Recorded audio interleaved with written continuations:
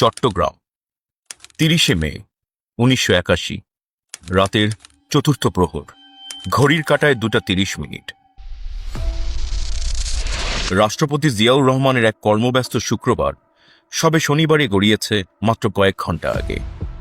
একটু আগের হঠাৎ মুষলধারার বৃষ্টি ও বজ্রপাত সামান্য কমলেও মে মাসের তীব্র গরমকে সেটা আরও ভ্যাপসা করে তুলেছে।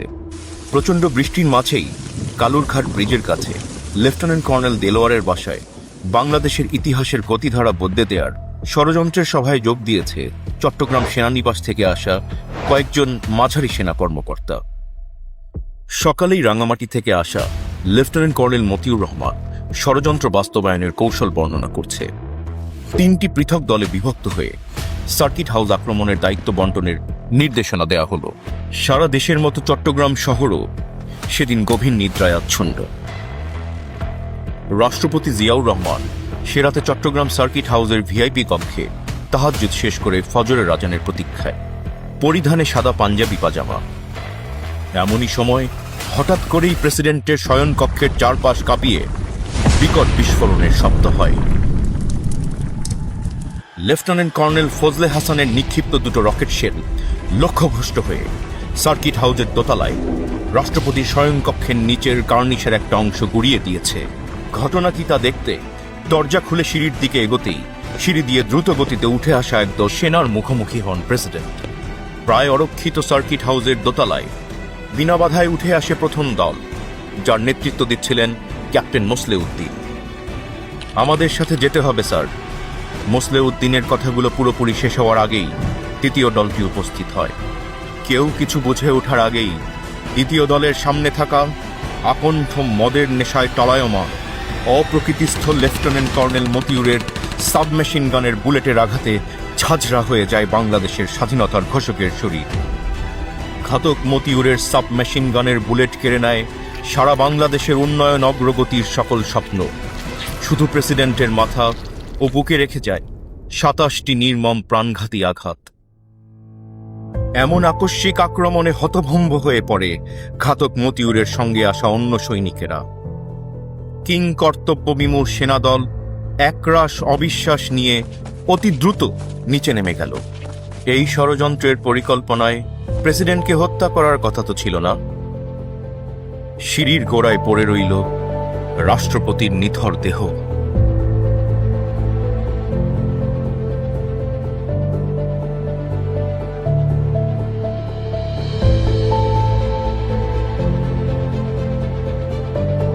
চট্টগ্রাম থেকে 200 কিলোমিটার দূরে ঢাকা সেনানিবাসের বাড়িতে গভীর নিদ্রায় আচ্ছন্ন দুই কিশোর তারেক ও আরাফাতের ললাট লিখনে পিতৃহারার চিরস্থায়ী চিহ্ন রচিত হল সবার অগোচরে। কাল সকালেই ফিরব ইনশাল্লাহ। বেগম জিয়াকে কয়েক ঘন্টা আগে দেয়া শেষ প্রতিশ্রুতি অপূর্ণই রয়ে গেল। এক মাতাল ঘাতকের বুলেটে বেগম জিয়ার জন্য নির্ধারিত হল এক দীর্ঘ বৈধব্য যাত্রার, তা তিনি জানতেও পারলেন না। মাত্র 20 মিনিটের এক হঠকারী অভিযানে নিদ্রাচ্ছন্ন দেশবাসীর অগোচরে নিশ্চিহ্ন হল বাংলাদেশের সম্ভাবনার অগ্রযাত্রা। চট্টগ্রাম বাংলাদেশের স্বাধীনতা যুদ্ধ এবং শহীদ জিয়া একসাথে জড়িয়ে থাকা 3টি অবিচ্ছেদ্য নাম। তরুণ মেজর জিয়া জীবনের মায়া তুচ্ছ করে তরুণী স্ত্রী আর শিশুপুত্রদের চরম বিপদগ্রস্ত করে দিয়েছিলেন স্বাধীনতার ঘোষণা। দায়িত্ব পালন করেছিলেন জেড ফোর্স এবং 1 নম্বর সেক্টর কমান্ডার হিসেবে। তিনি মনে প্রাণে বিশ্বাস করতেন চট্টগ্রাম তার দ্বিতীয় বাসস্থান। বগুড়ার বাগবাড়িতে জন্ম নেয়া এই ক্ষণজন্মা মানুষটি আজ নিথর পড়ে আছেন তার প্রিয় দ্বিতীয় বাসভূমিতে। সাগরের ঢেউ ছুঁয়ে সবুজ পাহাড়ের গা বেয়ে ভেসে আসা ভোরের স্নিগ্ধ হাওয়া পরশ বুলিয়ে যাচ্ছে তার প্রাণহীন দেহে। তারুণ্যের সন্ধিক্ষণে সকল ভয়কে জয় করে দৃঢ়চিত্তে স্বাধীনতার ঘোষণা দিয়ে দেশপ্রেমের সাথে সাহসিকতার যে প্রমাণ তিনি সেদিন বিশ্ববাসীকে দিয়েছিলেন, দেশের কোটি মানুষের ভালোবাসায় ধন্য হয়ে দেশ মাতৃকার মাটির সাথে নিজের উষ্ণ রক্তস্রোত একাকার করে আজ আবারও প্রমাণ করলেন দেশপ্রেমের শ্রেষ্ঠতম উদাহরণের নাম জিয়াউর রহমান। অথচ 29শে মের সকালটা ছিল অন্যরকম। চট্টগ্রাম বিএনপির এক অভ্যন্তরীণ দ্বন্দ্ব মেটাতে হঠাৎ করেই চট্টগ্রামে আসার সিদ্ধান্ত নিলেন দলের chairman Ziaur Rahman. Iraq Iran যুদ্ধ নিয়ন্ত্রণে আল কুদস কমিটির সভা বিলম্বিত করে চট্টগ্রামে এলেন তিনি। চট্টগ্রাম সেনানিবাসের পরিস্থিতি একটু ঘোলাটে। এই সতর্কতায় সামরিক গোয়েন্দা প্রধান জেনারেল মোহাম্মদ জান চৌধুরী তাকে চট্টগ্রাম যেতে নিষেধ করেছিলেন, কিন্তু প্রেসিডেন্ট জিয়া সেই সতর্কবাণী অগ্রাহ্য করলেন। গোয়েন্দা প্রধান দৃঢ়প্রতিজ্ঞ রাষ্ট্রপতিকে বিনয়ের সাথে অন্তত রাত্রি যাপন না করতে অনুরোধ করলেন। এই সতর্কতাও কাজে এলো না। একজন প্রকৃত মুসলমান হিসেবে তিনি সবসময় বিশ্বাস করতেন জন্মমৃত্যু সম্পূর্ণ পূর্ব নির্ধারিত, এর অন্যথায় ক্ষমতা মানুষের নেই। বারবার মৃত্যুকে কাছ থেকে দেখা এক বীর সৈনিক স্বতঃস্ফূর্তভাবে যা করতেন, জিয়া সেদিন সেটাই করেছিলেন। প্রায় অরক্ষিত চট্টগ্রাম সার্কিট হাউসে গার্ড রেজিমেন্টের গুটি কয়েক সৈন্য আর দোতলায় দুজন দেহরক্ষী রাষ্ট্রপতি নিরাপত্তার জন্য মোটেও যথেষ্ট ছিল না। জিয়াউর রহমান বাংলাদেশ বিমানের নিয়মিত ফ্লাইটে চট্টগ্রাম পৌঁছলেন 29 মে সকালে। সাথে ছিলেন বাংলাদেশ জাতীয়তাবাদী দল বিএনপির মহাসচিব অধ্যাপক বদরুদ্দোজা চৌধুরী, স্থায়ী কমিটির সদস্য আমেনা রহমান। বিমানবন্দরের অভ্যর্থনা লাইনে তিনি অনুপস্থিত দেখলেন চট্টগ্রামের জিওসি মেজর জেনারেল মঞ্জুরকে। সেনাবাহিনীর প্রধান এরশাদের পরামর্শে জেনারেল মঞ্জু তখন স্টাফ কলেজের অধ্যক্ষ হিসেবে বদলির আদেশপ্রাপ্ত। প্রেসিডেন্ট জিয়া আর জেনারেল মঞ্জুরের ঘনিষ্ঠতার কথা সেনাবাহিনীতে সবারই জানা। প্রখর বুদ্ধিমত্তার জন্য সবাই মঞ্জুরকে জানত পণ্ডিত হিসাবে। সার্কিট হাউসে পৌঁছেই শুরু করলেন চট্টগ্রাম বিএনপির সাংগঠনিক সভা। মাঝে জুমার নামাজের বিরতিতে প্রেসিডেন্ট কাছেই চকবাজারের চন্দনপুরা মসজিদে জুমার নামাজ আদায় করলেন। নামাজ শেষে কুশল বিনিময় করলেন মুসল্লিদের সাথে। দুপুরে মধ্যাহ্ন ভোজে বরাবরের মতোই সাদামাটা ডাল ভাত। তারপর আবারও অবিরাম মিটিং রাত 11টা অবধি। চট্টগ্রামের বেসামরিক প্রতিষ্ঠানের সাথে নির্ধারিত সভা বাতিল হল সন্ধ্যার পর। ওদিকে চট্টগ্রাম সেনানিবাসের বাইরে প্রণীত হচ্ছে এক হঠকারী পরিকল্পনার নকশা। সেনাপ্রধান এরশাদের কূটচালে মুক্তিযোদ্ধা কর্মকর্তারা বঞ্চিত হচ্ছেন হয়রানির শিকার। এ কারণে রাষ্ট্রপতি জিয়াকে সেনানিবাসে এনে সেনাপ্রধান এরশাদের অপসারণ, সেটাই ছিল প্রাথমিক পরিকল্পনা।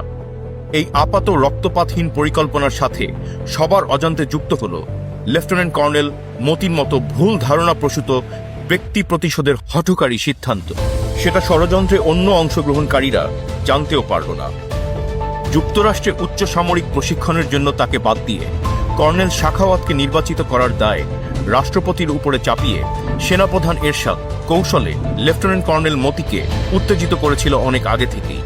আকণ্ঠ মদ্যপানে হিতাহিত জ্ঞানশূন্য মতিকে তৈরি করা হলো এক ঘাতক সেনা কর্মকর্তা হিসেবে। অন্যদের কাছে যা রইল সম্পূর্ণ অজানা। রক্তপাতহীন পরিকল্পনা পরিণত হল এক নিষ্ঠুর অমানবিক হত্যাকাণ্ডে। ঘটনার আকস্মিকতায় কিং কর্তব্য বিমূর জেনারেল মঞ্জুর হলেন খলনায়ক। পরিষ্কার দেখতে পেলেন নিয়তি আর কলঙ্কময় পরাজয়। অস্থায়ী রাষ্ট্রপতির দায়িত্ব নিলেন বিচারপতি সাত্তার। সকলের সমর্থন হারানো জেনারেল মঞ্জু সপরিবারে বান্দরবানের দিকে পালানোর সিদ্ধান্ত নিলেন, সাথে লেফটেন্যান্ট কর্নেল মাহবুব ও মোজাফফরের পরিবার। রাস্তায় গাড়ি নষ্ট হলে তার আশ্রয় নেয় ফটিকছড়িতে এক পাহাড়ি পরিবারে। কিন্তু তাদের অবস্থান টের পেয়ে সেনাবাহিনীর অনুগত দল তাদের ঘিরে ধরে। গোলাগুলিতে নিহত হয় লেফটেন্যান্ট কর্নেল মতি ও লেফটেন্যান্ট কর্নেল মাহবুব। প্রেসিডেন্ট জিয়ার মূল হত্যাকারীর শোচনীয় মৃত্যু হয় 48 ঘন্টা পেরোনোর আগেই। পালিয়ে যায় মেজর মোজাফফর। জেনারেল মঞ্জুর ধরা পড়লেন। তাকে আনা হলো হাটহাজারী থানায় পুলিশ হেফাজতে। নিজের পরিণতি এবং সম্ভাব্য ষড়যন্ত্র আঁচ করতে পেরে বারবার অনুরোধ করলেন তাকে যেন সেনাবাহিনীর কাছে হস্তান্তর না করা হয়। ভারপ্রাপ্ত কর্মকর্তা আব্দুল কুদ্দুস থেকে শুরু করে ডিআইজি শাহজাহান কেউই তার অনুরোধ রাখেননি। ওসি কুদ্দুস ক্যাপ্টেন এমদাদের কাছে হস্তান্তর করল জেনারেল মঞ্জুরকে। হাত পা বাঁধা জেনারেল মঞ্জুরকে চরম অপমানজনকভাবে গাড়িতে তোলা হলো। তারপর নেওয়া হলো চট্টগ্রাম সেনানিবাসে। সেখানে সেনাপ্রধান এরশাদ প্রেরিত দুজন উচ্চপদস্থ কর্মকর্তার একজনের গুলিতে সেই রাতেই নিহত হলেন জেনারেল মঞ্জুর। পরদিন সামরিক বিজ্ঞপ্তিতে জানানো হলো বিক্ষুব্ধ সেনা সদস্যের হাতে নিহত হয়েছেন তিনি। অন্যদিকে ডাক্তার লেফটেন্যান্ট কর্নেল তোফায়েলের পোস্টমর্টেম রিপোর্টে পাওয়া গেল ভিন্ন তথ্য।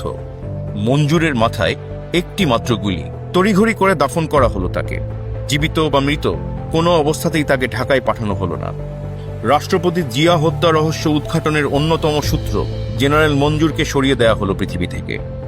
রাজধানীর বাইরে বিচ্ছিন্ন এক সেনানিবাসে বিদ্রোহ করে ক্ষমতা পরিবর্তন যে প্রায় অসম্ভব, মঞ্জুরের মতো একজন সেনানায়কের সেটা না জানার কথা নয়। রহস্য আর জিজ্ঞাসার এই অংশটুকু আজও অনুদ্ঘাটিতই রয়ে গেল। জিয়াউর রহমানের নেতৃত্বে বাংলাদেশের সমৃদ্ধি ও সার্বভৌমত্ব প্রতিষ্ঠা যে আঞ্চলিক এবং আন্তর্জাতিক গোষ্ঠীর গাত্রদাহের কারণ, তারাই জিয়াউর রহমানের অস্তিত্ব বিলীন করতে চাইবে, এই সরল সত্য বিশ্ববাসীর সামনে উন্মোচিত করার প্রমাণ নিশ্চিহ্ন করার জন্য জেনারেল মঞ্জুরের বিচার বা বেঁচে থাকার কোনো সুযোগ ছিল না। এদিকে ৩০ তারিখ সকাল ৯:৩০টায় মেজর শওকত আলী ও মোজাফফরের নেতৃত্বে প্রেসিডেন্ট জিয়ার কার্পেট মোড়ানো মৃতদেহ সেনাবাহিনীর গাড়িতে করে সার্কিট হাউস থেকে নেওয়া হলো অজ্ঞাত স্থানে লোকচক্ষুর অন্তরালে দাফনের উদ্দেশ্যে।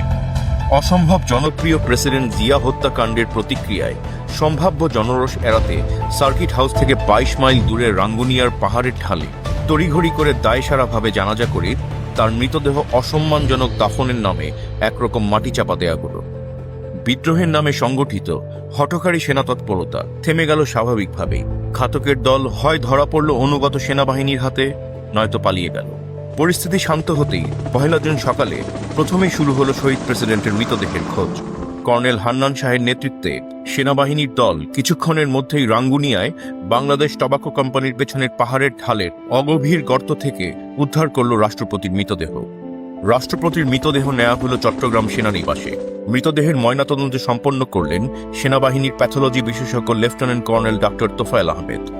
ময়নাতদন্ত শেষে প্রয়োজনীয় ড্রেসিং করবার পর রাষ্ট্রপতির মৃতদেহ চট্টগ্রামের জেলা প্রশাসক জিয়াউদ্দিন এবং কর্নেল হান্নান শাহের তত্ত্বাবধানে বিমান বাহিনীর বিশেষ বিমানে করে পাঠানো হলো ঢাকায়। পুরাতন বিমানবন্দরে সামরিক বেসামরিক কর্মকর্তাদের সাথে সেই হৃদয় বিদারক মুহূর্তের মুখোমুখি হলেন বেগম খালেদা জিয়া ও তার 2 কিশোর পুত্র।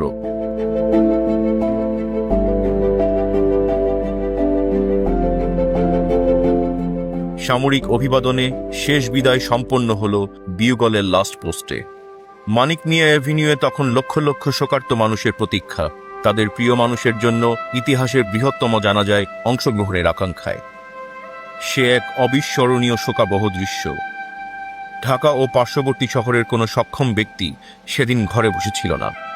এদিকে ১ জুন বিকালে একই সাথে বিশাল জনসমুদ্রে চট্টগ্রামের লালদিঘি ময়দানে অনুষ্ঠিত হল গায়েবানা জানাজা। চট্টগ্রামের লালদিঘির ময়দানের ইতিহাসে কোনো দিন এত জনসমাগম হয়নি। এর আগে ৩১ মে ঢাকা স্টেডিয়ামেও এক অবিস্মরণীয় গায়েবানা জানাজা অনুষ্ঠিত হয়। বিশ্ববাসী সেদিন সেই জনসমুদ্র দেখে উপলব্ধি করলেন শহীদ জিয়া দেশবাসীর কাছে কতটা জনপ্রিয় ছিলেন। স্বজন হারানোর শোকে গৃহকোণে সেদিন অশ্রুসজল ছিলেন সারা দেশের অগণিত মা বোনেরা। স্তব্ধ হয়ে গিয়েছিল সমগ্র বাংলাদেশ। প্রেসিডেন্ট জিয়ার মৃত্যুতে সারা দেশে ৪০ দিনের রাষ্ট্রীয় শোক ঘোষিত হয়।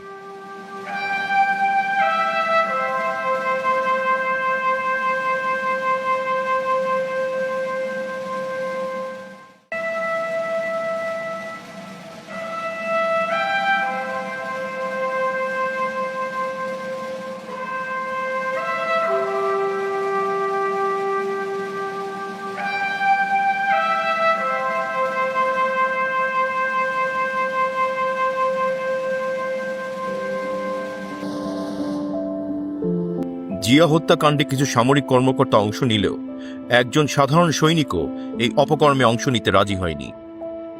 দেশের কোটি কোটি মানুষের কাছে স্বজন হারানোর ব্যথা এক একটি অধ্যায়ের মতো সেদিন প্রতিফলিত হচ্ছিল স্মৃতির পাতায়। রাজনৈতিক নেতাদের ব্যর্থতায় এক তরুণ মেজরের ১৯৭১-এর ২৬শে মার্চে স্বাধীনতার ঘোষণা, জেড ফোর্সের অধিনায়কত্ব, ১৯৭৫-এর ৭ই নভেম্বরের দিশাহীন জাতির সামনে আশার আলোকবর্তিকা হয়ে আবির্ভাব, তলাবিহীন দুর্ভিক্ষ কবলিত বাংলাদেশকে খাদ্যে স্বয়ংসম্পূর্ণতা এনে দেওয়া, একদলীয় বাকশালের শৃঙ্খল থেকে বহুদলীয় গণতন্ত্রে উত্তরণ, শৃঙ্খলিত গণমাধ্যমকে অবারিত মুক্তির আস্বাদ দেওয়া, মুসলিম বিশ্বে সম্মানের আসনে প্রতিষ্ঠিত হওয়া, পূর্ব আর পশ্চিমের বিশ্বকে মৈত্রীর বন্ধনে আবদ্ধ করা, খাল খননে সারা বছরের ফসলের সম্ভাবনা সৃষ্টি, আঞ্চলিক সহযোগিতায় সার্কের ধারণার জন্ম দেয়া, তৈরি পোশাক ও মধ্যপ্রাচ্যের শ্রমবাজারের সম্ভাবনায় অর্থনৈতিক স্বনির্ভরতা অর্জন, সততা, দেশপ্রেম ও স্বজনপ্রীতির ঊর্ধ্বে এক প্রকৃত জনবান্ধব রাষ্ট্রপতির দেখা পাওয়া, উসর আরাফাতের মরুভূমিতে জিয়া ট্রির সুশীতল ছায়ায় চিরস্থায়ী সম্মানের আসনে বাংলাদেশকে পৌঁছে দেয়া আত্মার আত্মীয় এই মানুষটি আর নেই। এই শোকাবহ সত্যের মুখোমুখি হবার বেদনা সেদিন দেশের সকল মানুষের হৃদয়ে। সবাইকে কাঁদিয়ে এই প্রিয় মানুষটির শেষ ঠিকানা আজ সংসদ ভবনের উত্তরে জিয়া উদ্যানের সবুজ শয্যায়। মানুষের ভালোবাসায় যা আজও ভাস্বর ও শুভকামনায় সিক্ত। শহীদ রাষ্ট্রপতি জিয়াউর রহমানের ৪৫ বছরের সংক্ষিপ্ত জীবনের প্রতিটি ছত্র পরিপূর্ণ সফলতার সোনালী গাথায়। কিন্তু তার শাহাদাত প্রশ্ন রেখে গেছে অজস্র, যার উত্তর আজও অজানা আমাদের। অসম্ভব জনপ্রিয় এই রাষ্ট্রনায়ককে কেন ঘাতকের বুলেটে প্রাণ দিতে হলো? তার হত্যার সাথে তৎকালীন সেনাপ্রধান জেনারেল এরশাদের সংশ্লিষ্টতা কতটা, সেই সত্য কেন উদ্ঘাটিত হলো না? কেন ষড়যন্ত্র উদ্ঘাটনের গভীরে যাওয়ার যোগসূত্র জেনারেল মঞ্জুরকে পরিকল্পিতভাবে হত্যা করা হলো? বাংলাদেশের স্বাধীনতা আর সার্বভৌমত্বের প্রতীক রাষ্ট্রপতি জিয়াকে নিশ্চিহ্ন করার মাধ্যমে সবচেয়ে বড় সুবিধাভোগীদের সংশ্লিষ্টতা কেন সামনে এলো না? আওয়ামী লীগ নেত্রী শেখ হাসিনার স্বদেশ প্রত্যাবর্তনের ১৩ দিনের মাথায় জিয়ার হত্যাকাণ্ড সংঘটিত হল। বিষয়টি কি নিছকই কাকতালীয়? মুসলিম বিশ্বে ক্রমবর্ধমানভাবে জনপ্রিয় এবং বাংলাদেশকে স্থিতিশীল সমৃদ্ধির পথে নিয়ে যাওয়ায় যাদের গাত্রদাহ, সেই সব বিদেশি গোয়েন্দা সংস্থার সংশ্লিষ্টতার সত্য কেন আজও উদ্ঘাটিত হল না? ৩০শে মে সংঘটিত ঘটনায় হয়েছে শুধুমাত্র সেনা বিদ্রোহের বিচার, শহীদ জিয়া হত্যার বিচার হয়েছে কি? ইতিহাসের কাছে এই সব প্রশ্নের জবাবের প্রতীক্ষায় রইল বাংলাদেশ। বাংলাদেশের আকাশে যতদিন লাল সবুজের পতাকা উড্ডীন থাকবে, ততদিনই প্রশ্নহীনভাবে একজনের নাম গর্বের সাথে উচ্চারিত হবে, জিয়াউর রহমান। যদি বাংলার বুকে নাম তোমার রাখতে চাও অম্লান, তবে হয়ে যাও তুমি জিয়াউর রহমান। যদি বাংলার বুকে নাম তোমার রাখতে চাও অম্লান, তবে হয়ে যাও তুমি জিয়াউর রহমান। যদি অপার স্বাধীনতার আকাশ ছুতে চাও তুমি আবার, তবে হয়ে যাও তুমি জিয়াউর রহমান। যদি বাংলার বুকে নাম তোমার রাখতে চাও অম্লান, তবে হয়ে যাও তুমি